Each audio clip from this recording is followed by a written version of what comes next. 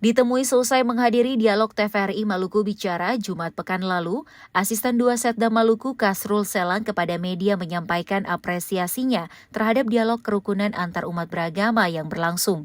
Dialog tersebut bertujuan sebagai upaya menjaga serta merawat harmoni antar umat beragama sebagai pilar pembangunan sosial dan budaya di Maluku. Dengan menghadirkan berbagai pemangku kepentingan yakni pemerintah, tokoh agama, sosiolog, dan akademisi untuk merumuskan bersama solusi merawat harmoni antar umat beragama di Maluku.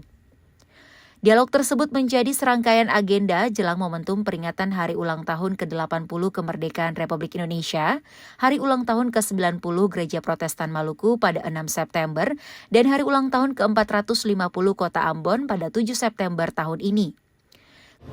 Nah, momentum kali ini kita kira sangat banyak tadi yang kita bilang.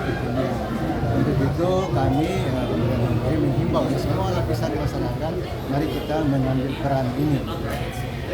Kegiatan-kegiatan ulang tahun provinsi, ulang tahun kota, ulang tahun PPM, ya kegiatan-kegiatan yang melibatkan banyak orang, ya. Paling banyak orang. Kalau banyak orang berkegiatan, tentunya dampak lain juga kita bisa dapat.